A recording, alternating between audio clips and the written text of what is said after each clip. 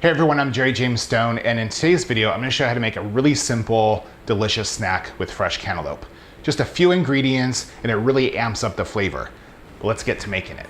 So to begin with, you just wanna take a small baking sheet and line it with some paper towels, and then we're just gonna lay slices of cantaloupe out on the baking sheet, cover it with more paper towels, and just pat it down to try to remove as much of the excess liquid as possible.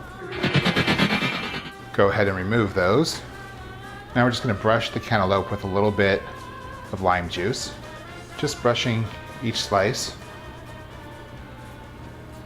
Now just sprinkle it with a little bit of salt on each slice and just a little bit of chili pepper.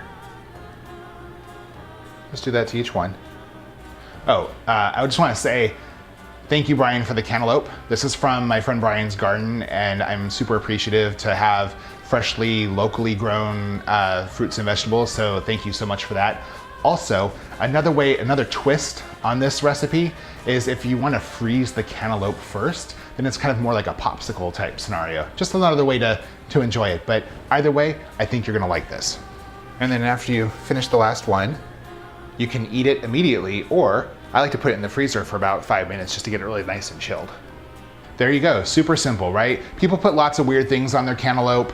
I think this one is the best. It's tangy, it's a little salty, it's a little spicy, it's a great flavor for the fruit, really just kind of amps up that sweetness of the cantaloupe. Please give it a try. If you like it, give this video a thumbs up. Hey, if you like me, subscribe. And if there's something that you want to see, drop a comment below. Until then, I'll see you guys next time.